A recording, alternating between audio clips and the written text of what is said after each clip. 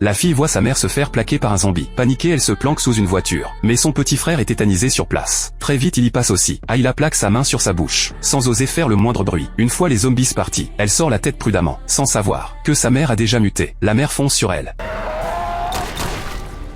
Par chance, un homme sauve Ayla juste à temps. Son petit frère aussi s'est transformé. L'homme dit à Ayla de se boucher les oreilles. Puis d'une balle, il libère son frère. L'homme s'appelle Nick, un ancien des forces spéciales, avec des compétences de survie redoutables. C'est comme ça que Nick et Ayla survivent ensemble pendant 10 ans. Ayla est passée de petite fille à jeune femme. Pendant tout ce temps, elle a appris plein de techniques de survie. Par exemple, avant de dormir, faut accrocher des clochettes tout autour. Si un zombie approche, ils le sauront immédiatement. Cette nuit, Nick est réveillé par les clochettes. Il sort vérifier prudemment, et trouve juste des poils d'animal. Il croit que c'est une bête de passage. C'est là que le cheval s'affole. La seconde d'après, un grognement sort de l'obscurité.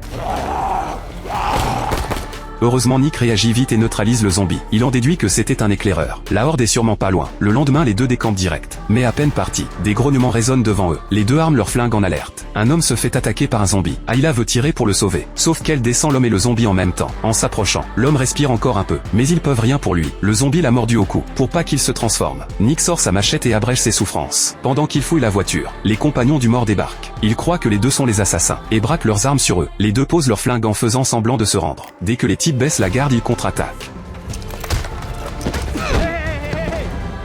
Très vite, ils prennent le dessus. C'est là que le cheval s'affole à nouveau. La seconde d'après, des hurlements résonnent de partout. Ils sont encerclés par la horde. Tout le monde arrête de se battre et affronte les zombies ensemble. Nick et Ayla utilisent le combat rapproché et en éliminent un paquet. Les autres se défendent avec leurs armes. Mais les zombies sont trop nombreux. Les munitions s'épuisent vite. Ils se font submerger sans pitié.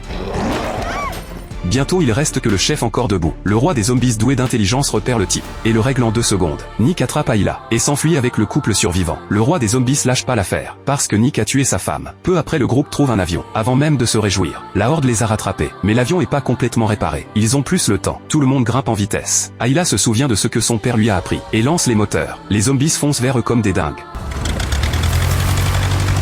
Grâce aux compagnons, l'avion démarre. Sauf qu'il manque une étape. L'avion roule au ralenti. La horde est presque sur eux. Ayla braque d'un coup pour gagner de la distance. Les zombies infatigables les recollent. Un compagnon se rappelle qu'il n'a pas ouvert le carburateur.